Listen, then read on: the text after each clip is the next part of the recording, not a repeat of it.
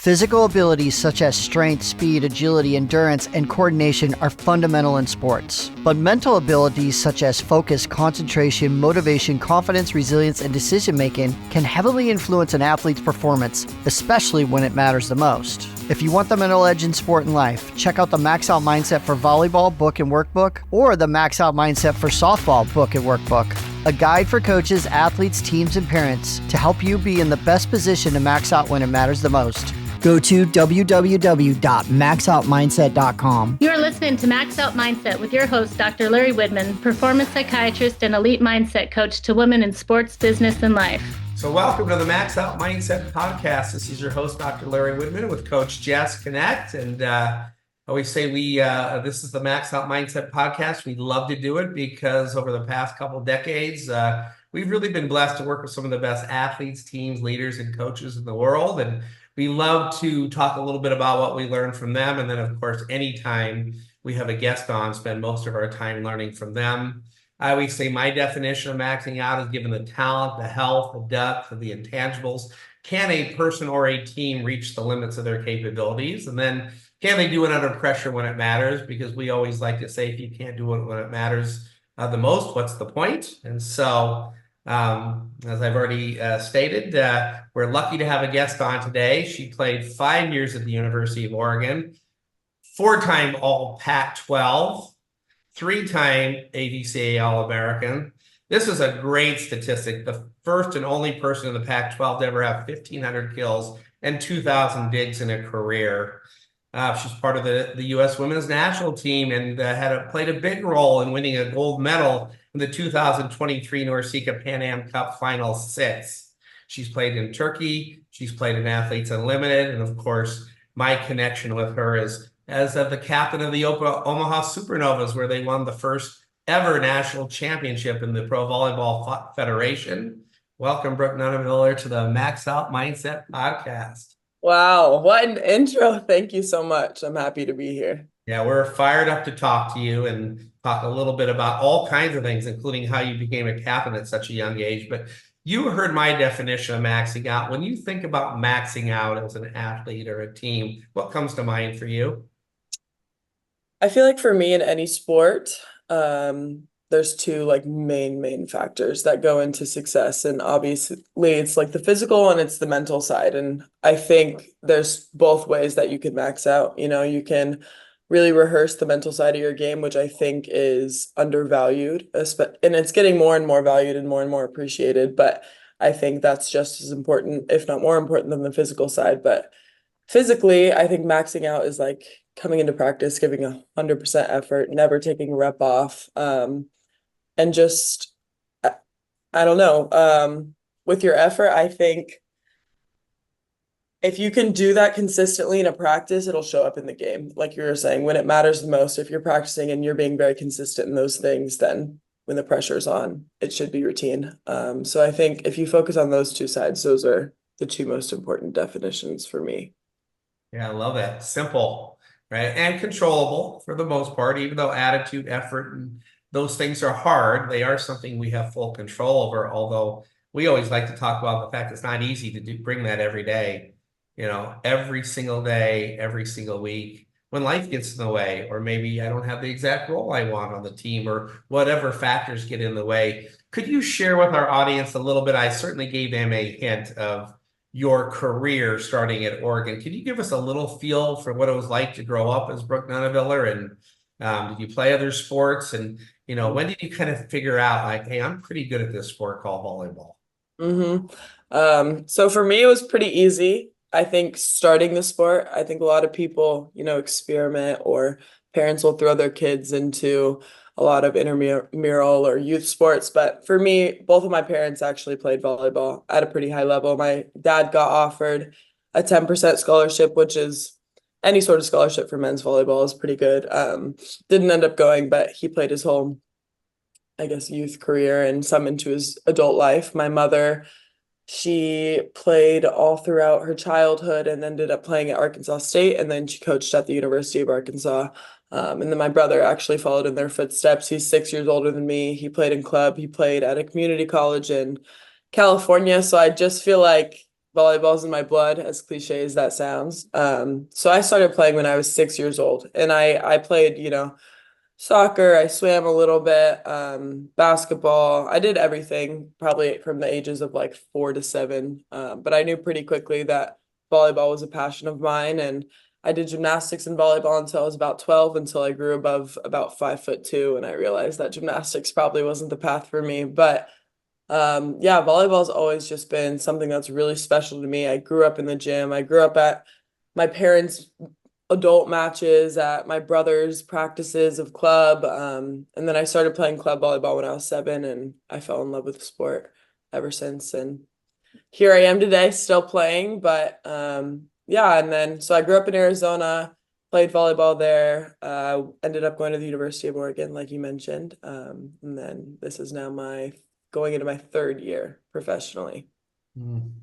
So let me ask you a question. You brought up gymnastics, and it's a sport that I spent a lot of time in. And I always joke, especially with the guys and the football players, that they hate it, that I always tell them that the most mentally tough athletes I've ever been around are female gymnasts and what they have to overcome. And sometimes I'll throw wrestlers in there too. That's a pretty tough sport. But what did gymnastics do for you? And in terms of, like you said, you kind of outgrew it size-wise, but what did gymnastics do for you that's helped you become a better athlete?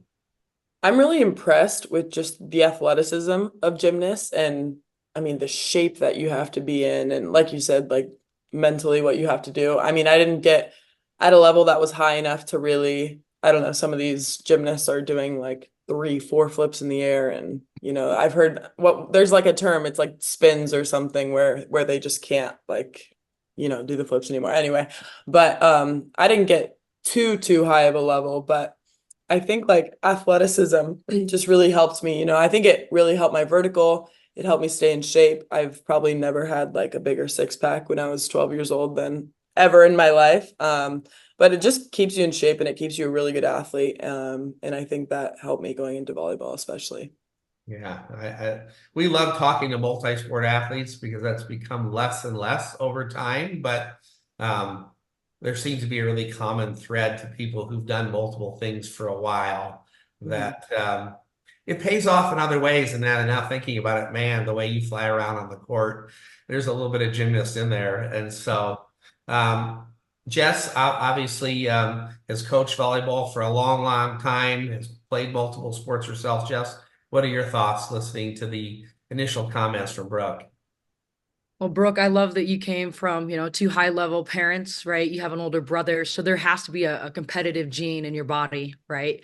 And one of the things I think about too is you progress through club, and then you landed at Oregon. What part of your undergrad or your time at Oregon prepared you to be the pro athlete you are today? Can you take us back to a couple key lessons you learned, whether it be in your youth volleyball days and also your collegiate days, that's now maybe a big successful moment for you as your pro? I think any like path in my career, I kind of like break my volleyball career into sections. There's club volleyball, there's high school, college, now professional, and national team. And each little section, it was never easy for me. And I think it's because as an undersized outside hitter, besides, I mean, club, high school, I did play national team. For the national team, I was a libero for some parts of that. But I think as an undersized outside hitter, every single level that I've progressed, I've had to, kind of break through this little shell, or I had to adjust to the size. I had to jump a little higher. I had to hit a little harder, get a little stronger. So every time I would transition to a higher level, it was always harder for me. So in college, when I was getting recruited, actually, a lot of the Power Five, a lot of the top schools were recruiting me as a libero. They said I was too small. Like I said, they said you can't jump high enough. You're going to be too small. You can't block high enough. I didn't necessarily want to listen to that, because that was something that I was really in love with doing. I was in love with hitting. I was in love with being a part of the entire game. So going into college, University of Oregon was one of probably 2 or 3 top schools that actually offered me as an outside hitter. I knew my freshman year going there that if I wanted a role on the court, which I always want to be on the court, I would have to be a libero, because we had 2 to 3 top veteran outside hitters. I wouldn't beat them out my freshman year. But I knew I'd get the opportunity later on to transition into an outside hitter and just at least get a shot. And that was all I was asking for. So I think, I mean, I was a libero my freshman year of college. It's always an adjustment, kind of living on your own for the first time and just being more of a responsible adult. But then going into my sophomore year, I hadn't jumped for 4 to 5 months. I hadn't done anything with outside in practice, and I had to transition back to an outside hitter. And I'd never been so humbled in my career because it was a very hard transition. I'd probably lost 5 inches of my vertical. I mean, if you take like basically a whole season off of not hitting and then you're supposed to transition to a much higher level, that's very tough. And I had just gone off of honorable mention All-American freshman libero season. I think I was leading the Pac-12 or top 2 in digs per set my freshman year, and I was feeling good as an athlete or just as a volleyball player. And then I transitioned to outside hitter and I was at the bottom of the totem pole again. And I remember telling my coach, I was like, I don't know how helpful I'm going to be right now. I mean, I'll work as hard as I can. I'll do anything it takes, but it was a very new role.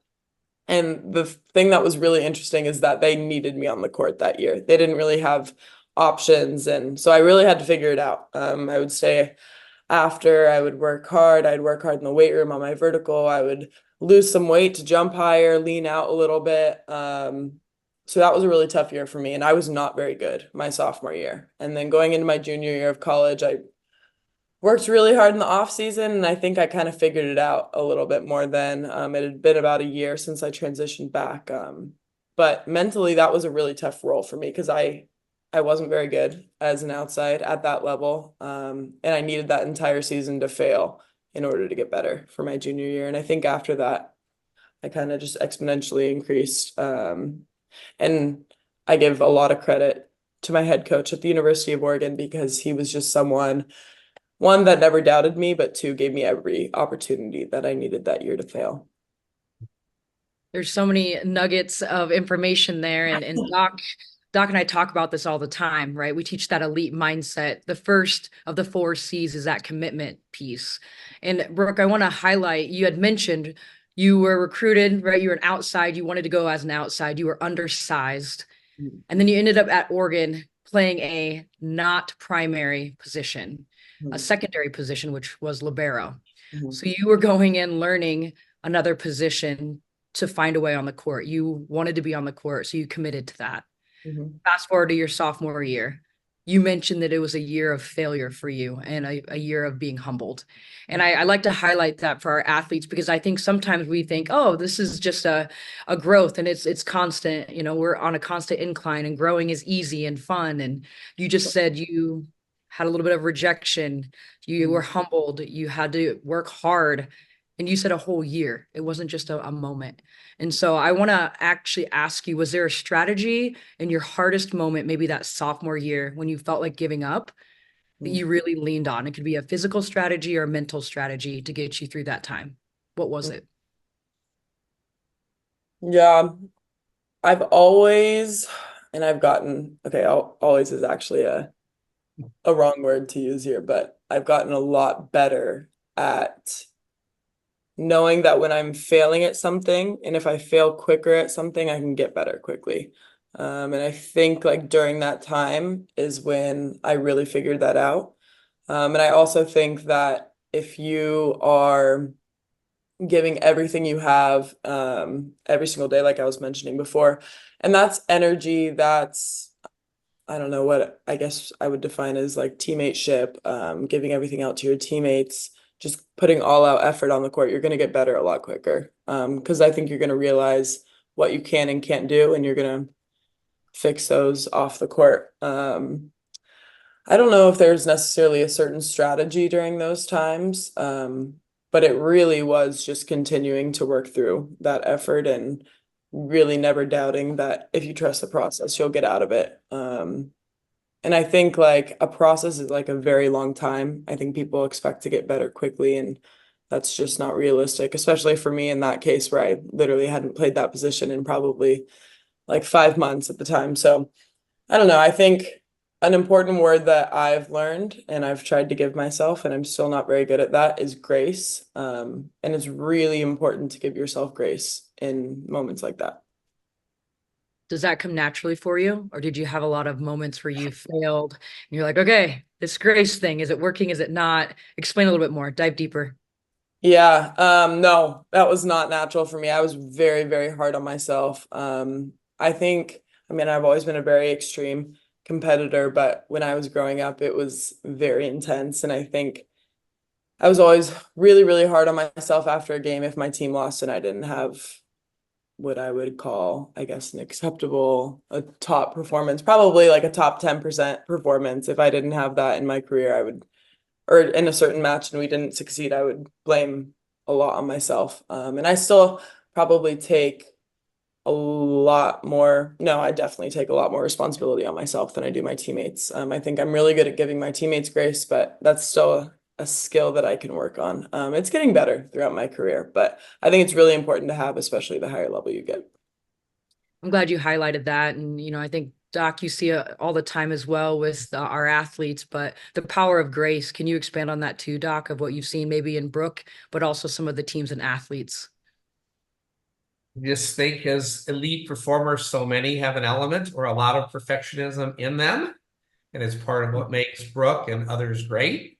It's also something that can wear you down, bring on some joylessness, some burnout, some questioning, do I want to do this every day? And being able to give ourselves grace and recognizing that failure is part of that process, I think Brooke highlighted that pretty well when you start to really believe that rather than just say it, because a lot of people say things, oh yeah, you grow through failure. But if you don't really believe it, it's so easy already on top of when we're a perfectionist to get down on ourselves. So I'm curious though, Brooke, you mentioned that you would be really hard on yourself. How would that play out? Would that play out in you saying a lot of bad things to yourself inside your brain? Would it be things you would say outside? Would it just be feelings or emotions you would have? Or put it into words, how do you know when you're being hard on yourself? What do you do that actually says, Brooke's being hard on myself right now? There's definitely been a couple times in my career where I've been more concerned probably about my self-talk, and it probably has come up more recently. I would credit myself to be like pretty good at self-talk usually, but I think if I get in a rut or if I'm not maybe putting in the effort that I want to outside the gym, then I don't know, there's certain things, if I don't feel like I'm maxing out or giving 100% effort in whatever I can, maybe that's when the self-talk gets a little worse for me. If I know that I'm giving my team and myself everything I can, then that makes it much easier. But I think most of the time for me, it's like physical things where you can tell I'm hard on myself, anyone on the court. If I make an error, usually it's like a slap. Usually it's, mumbling something under my breath or under my jersey. But I guess the negative self-talk comes when it's like a consistent poor performance, I guess, over and over, whether it's like back-to-back matches or a third match or whatever it is. But I think for me, what really helps me, like I mentioned before, is just like getting extra reps in the gym, working on extra visualization, writing something down, whatever it is. I think like if I put more effort into it, it helps me on the court at the end of the day. If I know that I'm giving it everything I can, then there's not really much room for improvement outside, and I think I know it'll keep getting better over time. The process is really tough though. Whatever processes you're working through, like I said, it's slow most of the time, and so grace is very important in those moments. So I want to take you through our top 3 ingredients of our confidence kind of ingredients. One is what you keep going back to. So we want to make sure that our audience is really highlighted to you. Keep going back to preparation and reps. And we always say takes you at least halfway to confidence. It's if you know you put in the work, and even if you struggle for a moment, you're like, no, I've put in a lot of work, I'm a great passer, versus I cheated the process, no wonder I'm not playing well. So the preparation piece, I think, is something that you've highlighted more than once already, which is huge. Now you've hit it at self-talk. I would be curious, just one thing, since you did say sometimes I mumble under my breath, what kind of things might we say to ourselves when we mumble to ourselves under our breath that would be maybe not helpful to you? I think usually when I do that, it's like probably words that I shouldn't be saying. It's just probably like cussing to myself or something. But it's honestly more of a reset for me. It's not like a you suck kind of thing. I think like I said, through preparation, like I don't necessarily believe that, so I'm not going to tell myself that just from like a couple errors, you know. I think I've put in lots of work. I've proved myself to know like, oh, I don't suck in most moments. There's definitely times that doubt will creep in, like I said, after multiple poor performances or multiple errors. But most of the time I'm pretty good at like a quick reset, but it's like a probably a quick cuss word or some sort of like slap on the leg or a clap or something like that. But yeah, I mean, I've never been a fan. Sometimes I can tell when teammates get in my head and they'll talk negatively to their self. I'll see them hide away from a huddle. And I think it's really important, especially in a team sport, that you're giving into your teammates. I think it helps you get out of your head a lot. And most of the time, I'm pretty good at that. If I see a teammate that, seems to be hiding away from the team, if they're struggling or in a time of crisis or whatever it is, unless that's something that helps them. And most of the time I know that, but I feel like I try pretty good to bring them back in because I think that's very important. It makes you feel a little less isolated. I love that. What I really actually love is the fact that you can say some words that are personal to you. They might even be cuss words, and it's not always a bad thing. Because if it's a reset for you and you put in the work, the key piece is, does it help you or hurt you? And if it's a reset word, and the reason I bring that up, you may remember this, Brooke, but I showed the Supernovas a video of Novak Djokovic, the tennis player, and on 60 Minutes, and he talked about when he would get emotional on the court, sometimes he would give a quick burst, like a scream, and then he would reset. And he'd say the difference was between the great ones like you and him and the ones that are trying to be great is not staying in that emotion for too long, like you mentioned. Do you remember when you said that, one of the teammates on the Supernova said to you, wow, that's so good to know, because you said, I kind of do that too. And when I do that, that's good. I'm resetting. And one of them said, I thought that was a sign that you were stressed. And you're like, no, when I get quiet on the court, I'm stressed. When I give a little burst or a hand clap or a little words under my breath, I'm good. That means I've reset. And I think to your point, it was really important that your teammates understood that being that way was a reset for you. It wasn't a negative. Others, if they got freaked out like that, maybe clapping or screaming real loud, you're like, oh boy, they're in trouble. Can you comment on that and what you remember about that? That's our third ingredient of confidence. What our teammates and coaches can do can help or hurt our confidence if they know what we need. Yeah. And I think that's the key, is knowing what you need. I credit myself. I'm typically pretty good at like finding out what my teammates need, but you really don't ever know unless you're having a conversation about it. So I'll give you some credit for that, Doc. During our season, we would sit down with the Supernovas and we'd go around in a room and we'd communicate, what helps us on the court, what hurts us on the court, what do we look like when we're succeeding, what do we look like when we're failing. And I think knowing each and every one of your teammates and what they need, you can provide a lot of help in those times. So for me, yeah, I think if you see me engaging more, being a lot more communicative, being more energetic, that's always a good sign for me. And like you were saying, when I start to get quiet, maybe if I guess you don't see a physical cue after an error, maybe I'm in my head more, maybe I'm overthinking. But yeah, a lot of my teammates didn't know that. And I remember there was one time on the court after I'd mentioned that, I think Tori said like a sly comment to me after I got blocked or something. And she was like, because I said, honestly, like you could push me, you could shove me, you could do whatever you want to me. Like that doesn't affect me on the court. And she's like, it's okay. Next time I'll just like push you over or something like in a match. And it just made me laugh, it's things like that. Like if your teammates really know what you need, they can help you, they can make you laugh on the court, get you out of your head a little bit. So that's really important. I think if anyone ever has a chance to really sit down with a couple teammates, or your entire team is obviously preferred, it'll really help you out in moments of stress, especially during competition. Yeah, I'm glad that you highlighted that because, you never know how serious a team is until you do an exercise like that. I thought maybe the team would go through that exercise pretty quickly. But a couple of things stood out. Was one, which was unique about that team, was most of you had never played really with each other in a team format like that. I mean, you had a brand new team. You didn't have, half your team seniors and juniors coming back and like, well, we know each other. We played together for 3 years. You're trying to assimilate an entire team all at once, but that exercise went more than an hour and a half.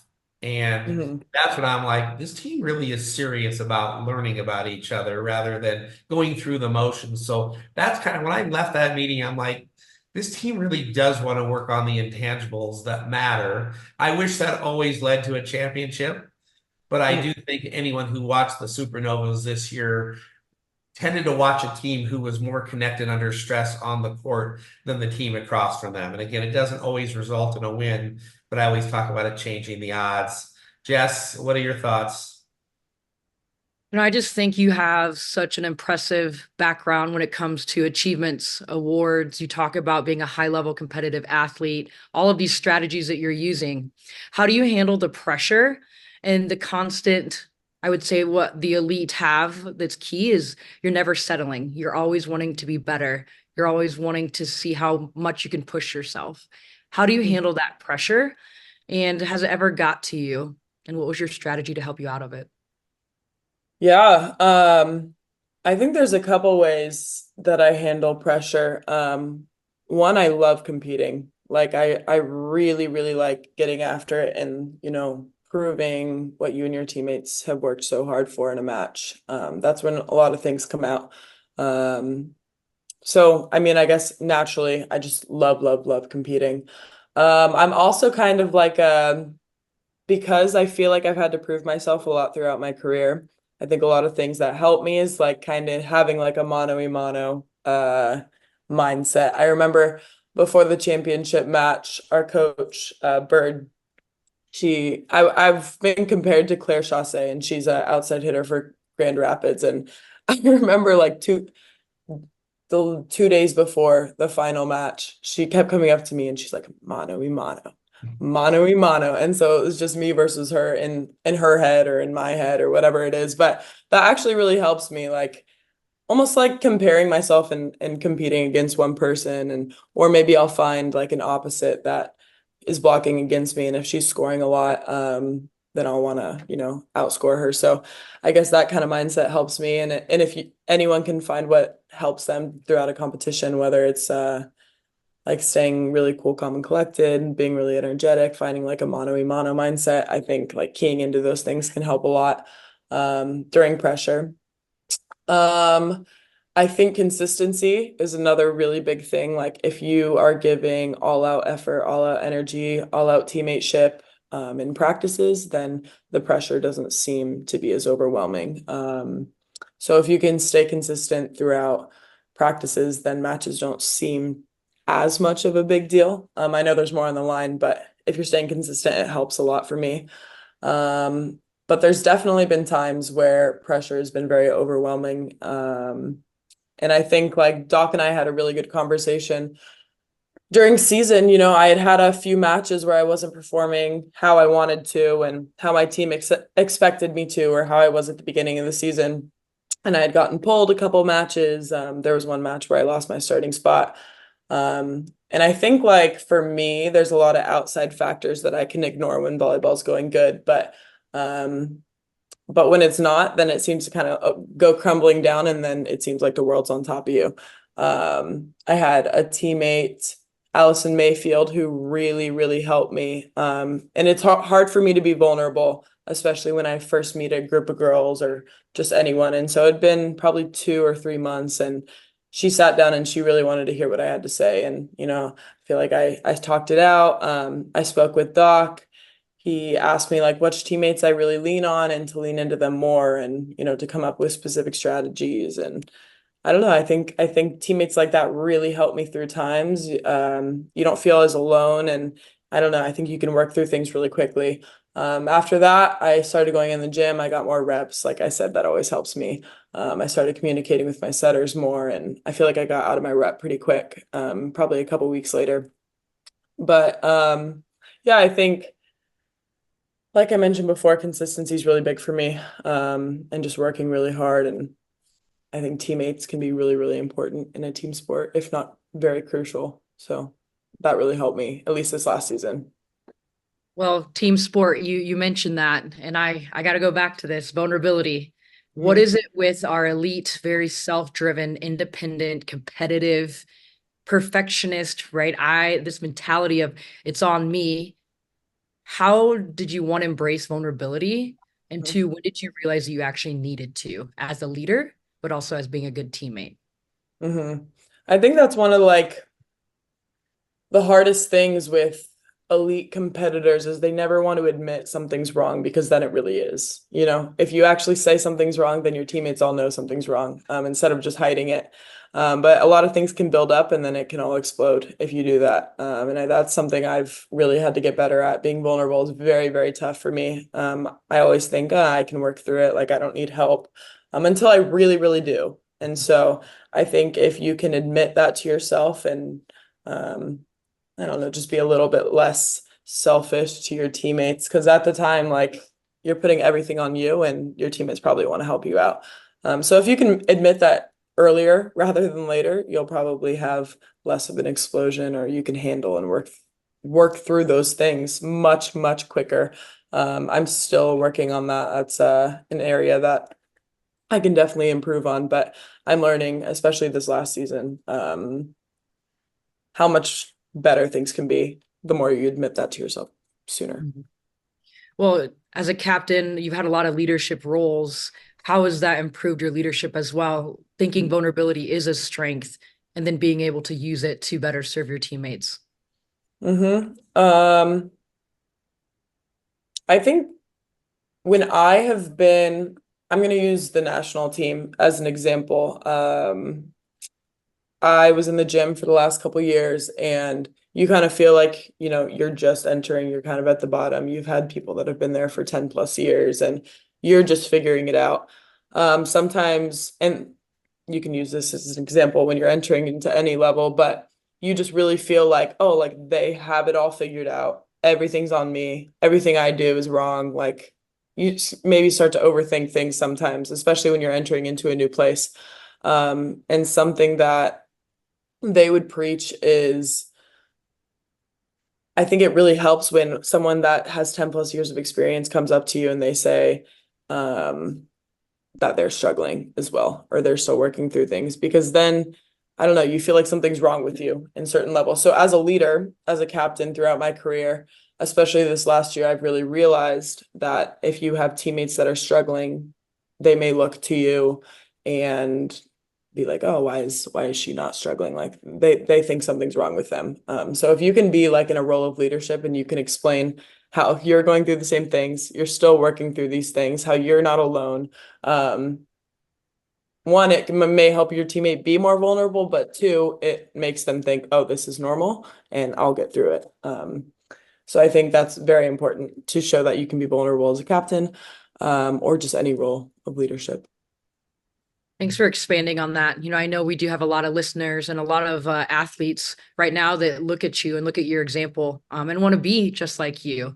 I think there's never been a more exciting time, for volleyball and women's pro opportunities. So, Doc, I know you've worked a lot with the Supernovas too, and you've seen vulnerability at its finest. What were some pivotal moments you saw in the Supernova season? Yeah, I think Brooke highlighted it there, which is vulnerability can look different at different times for different people. And like Brooke said, some people are very quick to share, and within the first 30 minutes, their life story. And then there's others, like you said, like Brooke, who it may take a while before we ever really let people in. And there's not a wrong or right to that. It's just our wiring, our life experiences, our personalities, and but we have to get there at some way, at some level, and it can look different to each person. And so I've actually, before I answer that question, I want to throw it back to Brooke for a minute, because I am wondering from you, how does vulnerability look different in, say, high school and college versus professional? Like, did vulnerability play out the same way when you were younger in terms of what it looked like to be vulnerable as compared to this year? Because we have a lot of people who listen that are younger too, that are like, well, she's a professional, so she experienced it this way at age 25. But I'm curious if you've experienced it in different ways throughout, say, the last 5 to 7 years of your life. I think in my opinion, the higher level you get, I guess the more people probably have to work through like more vulnerability, but I've experienced that like people are more stubborn to admit it because I mean, you're at every level that you're going up, you're increasing, like you're at that top 1%, and then it gets smaller and smaller and smaller. So that top 1% becomes less and less people. And you're getting there because you have like such a strong mindset. You're mentally very, very tough. So I feel like a lot of professionals don't admit to themselves or their teammates that they're vulnerable because they're so like strong-willed. I'm very stubborn. So I think like it's hard for me to admit that as well. And I also think with professional volleyball, like I mean, the best people aren't just in it for themselves, but a lot of people, it's year to year. This is your career. This is what you do. And so I think it's really hard for a group of professionals to all come together as one, and not have as much selfishness. Not saying they're selfish people, but you're doing this for yourself. Like I said, this is your entire career. So what I've experienced is that through my youth career, if you're staying with the same group of girls through club, through high school, through college, it might be easier to be more vulnerable because you're spending a lot of time with those people. And like for us, like we were a group of professionals that were all thrown together. We had never played together as one. And we were pretty selfless and we were really engaged with one another. And I think that's very, very rare. Yeah. So. Yeah. So Jess, the way I saw it, just from my observation, one is she kind of said it like, what she didn't say is we had 22 or 23-year-olds on the team and 36 or 37-year-olds on the team. Different countries, some were married, some were not, some had kids, some did not. And so you're bringing all these people together who hadn't played much. And then what also Brooke said is you just brought the best in the world together. So what creates some of that vulnerability is for the first time in the Supernovas' lives, most of you, half the team was on the bench. And most of your teammates had experienced very little time on the bench the last several years because we're the best of the best. And so that created some stress in a lot of the athletes because it's normal. Like I've never felt this way before. I haven't had to experience it. You hinted at it earlier when I got pulled or when I didn't play well. There were a couple other athletes that are pretty stinking good that could come in where maybe at other levels they're like, well, even if Brooke's struggling, she's still 10 times better than our backup. So we're never pulling her. And so I saw vulnerability play out through that other ingredient of championship teams that we talk about besides vulnerability, which is how you navigate your role. And can you accept your role, whether it's the role you want or not? And what kind of teammate are you? And so tying that together, Jess, I thought through the values they set. That didn't mean they lived their values perfectly, but they also came up with the second scorecard that we have every team come up with. And one of their values was 17 strong. It was changed to about 20 strong because the roster changes. But I always said it's not that hard to be 17 strong and raise my hand and go, I'm 17 strong when I'm starting. The question is can you live 17 strong when you're on the bench today? And you don't know if you're going to play again for a while. So I'm curious, Brooke, in terms of for you, and just your observations of the Supernovas, how hard was it to navigate role acceptance? And what were your strategies to deal with that when at times you didn't have the role you wanted briefly on the team at different times? Yeah, I mean, I'll start by giving an example for myself, but I also have two teammate examples that are pretty incredible. For me, I think if I am, not a starting 6 rotation outside hitter, it'll be very hard for me to accept that role. I think I'm pretty good at being a good teammate in that role. And I'll work even harder off the court. I think during the time of my like little rut, my struggle, I mentioned that the more reps I get, the more comfortable I feel, the more confident I'll get, the more mentally strong I feel like I'll be on the court. So during those times, like I was in the gym a lot. I was having a lot of conversation. I was working through a lot in my mind. I didn't necessarily like accept, I guess, my role on the bench, but when I was on the bench, like better believe like I'm going up to Paige Briggs, who was replacing me during those times, and I was telling her like how great she was, what she had open, what we needed from her as a team. I think at the end of the day, like team success is so much more important than your own success, and that's a really hard pill to swallow. But I think competition is so healthy in that way. That Paige made me better in those few weeks because she made me push harder, outside of the gym. And I think we pushed each other a lot throughout the season. And I think that's really healthy if you can support one another through that. The person that I mentioned earlier, Allison Mayfield, who was there for me, in my hardest time of the season. What I didn't mention was that she was the same position as me, and she hadn't had a starting role throughout the entire season. And so for her to come up to me, to want to help me, to have pretty complete role acceptance and really just want to win and do what's best for the team and really care about how I'm doing and, why I'm not being my most successful self, that is like one of the most selfless things I think I've ever experienced, or at least someone's done for me as a teammate. So that was extremely special for me, and it really shows her character and how she is as a teammate and a player. So that was really special. And then I also want to just comment on like Naughty and Sydney's relationship. If you don't know, those were the two setters on our team. They're both two very different but fantastic setters, and they were competing every single match. They didn't know if they were going to start one day or the other. I don't think they really even found that out until the day of the match. And mentally, that is very tiring. And every single time, if they switched roles every single match, they were in each other's recruiting sessions. They were still putting in the exact same amount of work.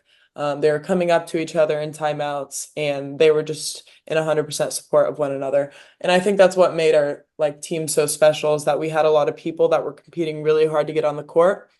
But, if it wasn't their day, they were in like full support of their teammates. And that's really, really hard to do. But I think that's what made our team so special. I love that. Role acceptance does not mean I'm going to be very happy where I'm at right now and never do anything about it. Role acceptance means I'll be a great teammate right now. That's my role. I'll help Paige out if that's my role. But you better believe I'm going to try to take my spot back in a heartbeat. And there's nothing wrong with that. In fact, great competitors should immediately want to get my spot back, but be a great teammate in the process. And so I'm glad you highlighted that, because the person who supported you the most was struggling every bit as much as you were, like you said. And then to have two setters be relatively selfless, who are both superstars and sort of the quarterback in a sense. There's more than one sort of energy center of the team, but the setter obviously is one of them. And for them to be able to react in a way that brought out the best in each other, I think you guys all felt it. So I always said, if your team could navigate role acceptance and build vulnerability like you can within a team that's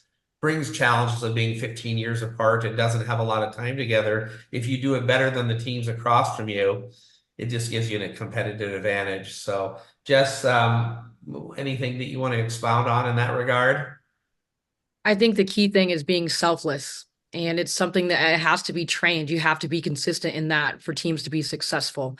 And so, Brooke, there sounds like there's been moments where you've always had that role, right, recently, but you just expanded times there hasn't been. And so there's a balance that you've embraced both really, really well. And so I would say this, when you look at being selfless or maybe always having to earn, right, your opportunity, was that modeled for you? Did someone help you with that? Did you, often did you see that modeled in your life? I think my mother is like a very big role model to me. She was always a part of my volleyball career. She was my coach, I think, in club volleyball. She was always my coach. She started as my head coach for the first few years, and then she was my assistant. Sometimes like navigating that mother-coach relationship was a little bit tough, but I think she really, really pushed me just to be, first off, a really good competitor, always give 100% effort, but also just be a really good teammate. And I think she's also the recruiting director for our club. And so something that she would preach to me, and she coached in college, is like what colleges are looking for.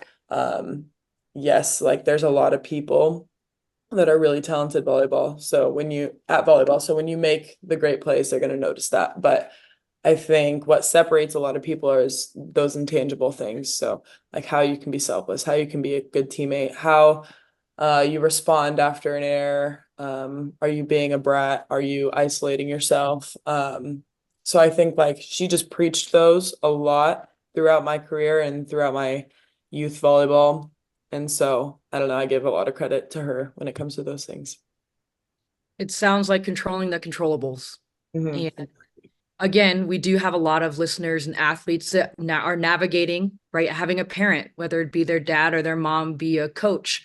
Are there certain things that you found successful for you and your mom, at least for you as an athlete, some healthy boundaries you set up, or how did you navigate being a coach's kid? It was honestly really hard growing up. And I think it's because volleyball was so like ingrained in all of our lives. You know, it was like my entire family, mom, dad, and brother. So when we got home, it's like you're at the dinner table a lot of times, the conversations about volleyball. I think I was, I don't know, I think there's two different ways that you can be as a parent or as a coach. You can be like, I don't want to use the word enabler, but kind of like with your child, you're like, oh, you're so great, like you're doing so fantastic. But I don't think that pushes you very hard, just at least in my experience. And so, like, my mom was always the one to say, I think I had at the University of Oregon, my career high kills one match was 35. I had 35 kills in a 5-set match. The last attempt I had was an error, and I didn't have a single error besides that one, my last attempt. And after the match, she comes up to me and she goes, ah, you had to make that one error. And I was like, oh my goodness. But it's just, I don't know, that's just kind of the relationship we've had. Obviously, she praised me for my 35 kills afterwards, but she's always been like one to push me really, really hard. So that was a struggle growing up throughout our childhood, but I would not regret a single moment of that now. And I think we've established like a better relationship and boundary with that. Yeah, she's like my best friend. But I think that's really special to highlight. You know, it's grown and there's Mhm. moments where it's hard. You're going to have to communicate. There's going to be some moments where you both fail. And I think encouraging our athletes that when you do have a parent that coaches, it can be really special, but both parties have to work on that relationship.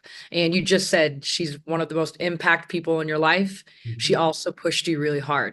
And so what is this thing with success of things being hard and taking a long time and it's a process? Is there anything that you could give our athletes today, especially in our youth, Mhm. right? How can they embrace those hard moments and full well knowing it does lead to success? Mhm. Yeah. I'm gonna keep preaching this, but like if you can be consistent through the good and the bad times, like inconsistent can mean a lot of different things. Like I've said before, it's effort, it's energy, it's teammateship, it's the reps you're getting, it's whatever it is. If you can be consistent in those times, no matter what part of the process that you're going through, I think you should have a lot of confidence that you'll make it out. I don't know. I'm a big believer, and I think the last couple of years I've been an even bigger believer in every single thing happens for a reason.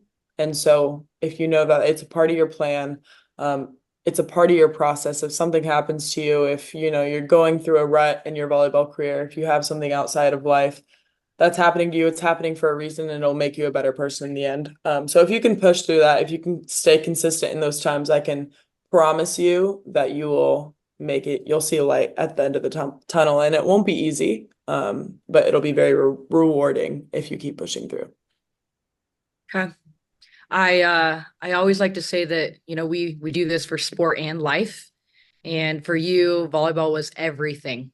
Mhm. How did you fill your bucket or how did you balance, right? You have so much volleyball and sport.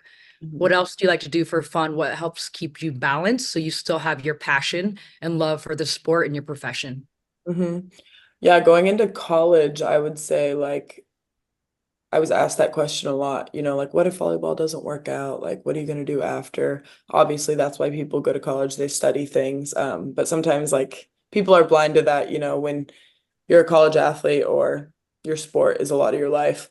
For me, it was really hard. And I think like throughout college, I found a lot of different passions that I would do outside of volleyball. I think like my nutrition, and I guess how I'm working my body, whether it's like, weightlifting, if it's fueling my body with food, really diving into my nutrition. I started cooking a lot. I started learning about what foods are affecting me, in my performance and just how I feel in like day-to-day life. And like for me, that's become a really big passion of mine. So things like that. I really love like music, but I think like finding hobbies for yourselves and things that you enjoy outside of your sport is really, really important.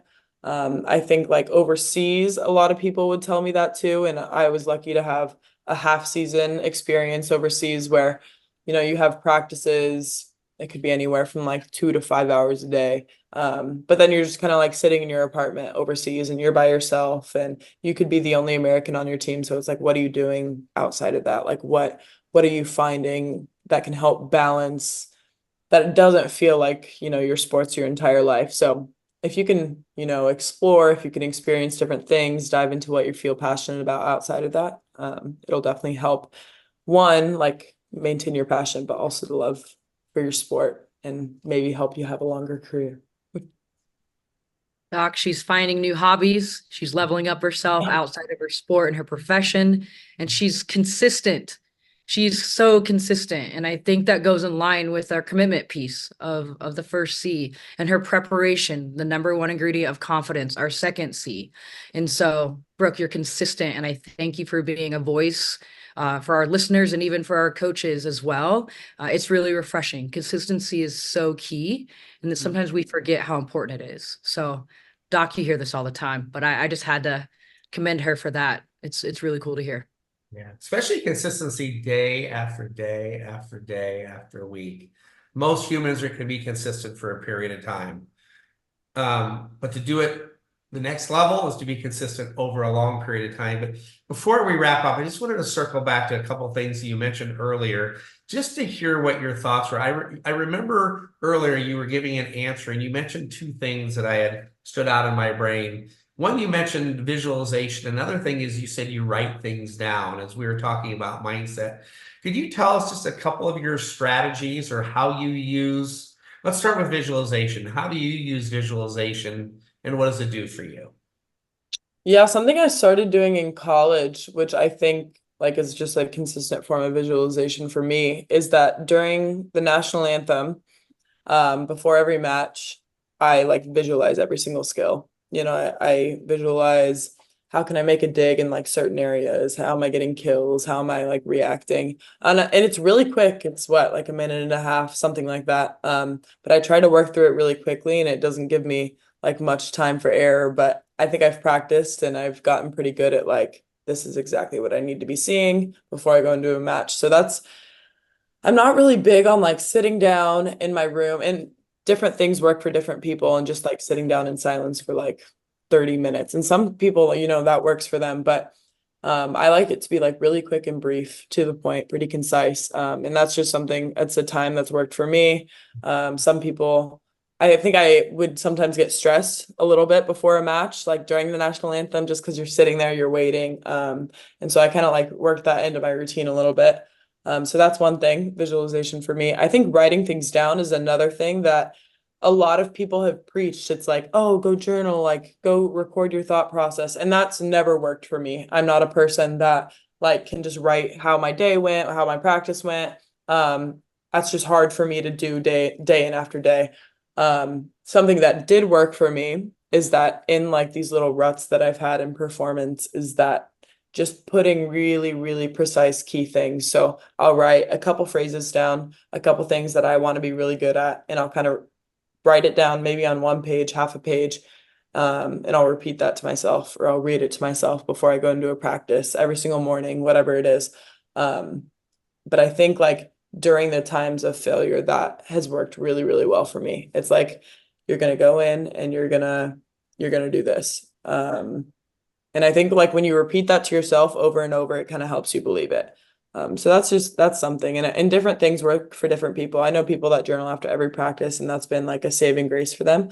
That's just not something that's been easy for me to maintain over a period of time.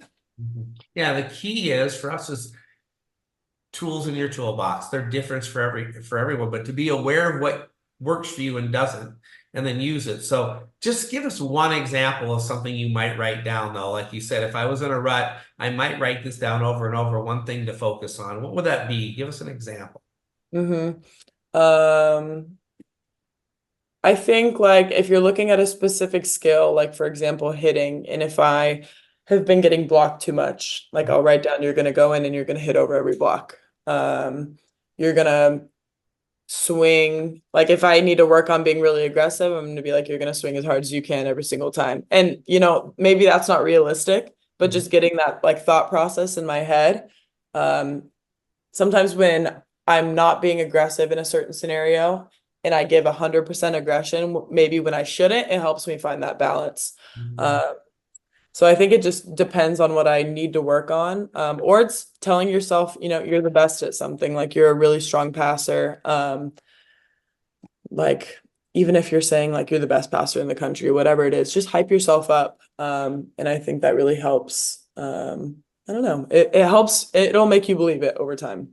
Yeah, so positive mantras work for some people. I'm the best. I'm a great passer. A reminder, a key or cue, what I'm going to do well. And then I think what I heard you say on the visualization piece, if we were to say what was the outcome, behavior, or emotion, by the time the national anthem was over, you were more calm and confident than maybe you would have been if you just sat in that nerves, right? Like you had a routine, it put you through. You saw yourself doing what you wanted to do, and by the end of the national anthem, you were calmer than maybe you would have been if you just sat in that emotion. Is that fair to say? Yeah, exactly. And I think I figured that out. Like I wasn't crazy stressed, but I think like I could feel my heartbeat a little bit more, and yeah, just like really tuning into certain things. And I don't know, I'd close my eyes and I kind of have that routine now, but it definitely helped me.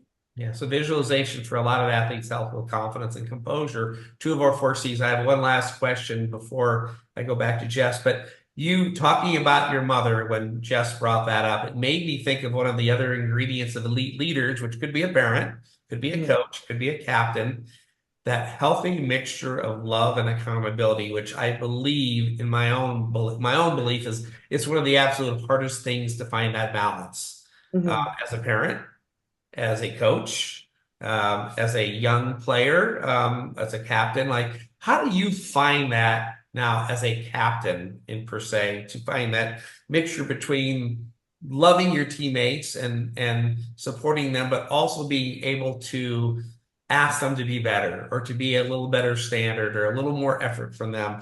How have you navigated that? I feel like accountability is something that's really important. And I tell my teammates, you know, like keep me accountable for things and don't be afraid to, I don't know, tell me when I'm making a mistake or critique technicalities. For me, I think it's been a little bit harder for me to keep teammates accountable, just because I take a lot of responsibility on myself. But if you have that relationship, if you grow it off the court, and you know that it's all coming out of love, I think the amount of times that we've said we're being way too nice to one another on the court, it's because we have a lot of respect for each other. But then that turned into allowing each other to, or allowing our teammates to hold each other accountable. So I think you have to grow that relationship off the court, or at least understand where the accountability is coming from before, I don't know. Some teammates will take it to heart more if you don't do that. Brooke, why do you think people are attracted to playing with you? Ooh.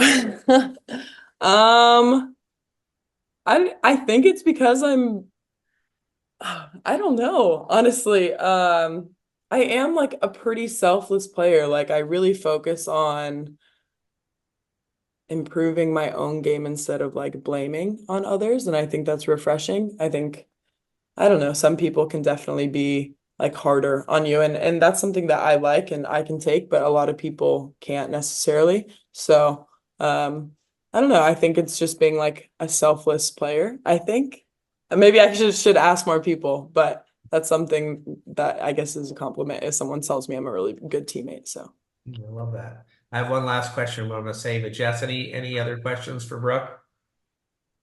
I wish I was Brooke's teammate.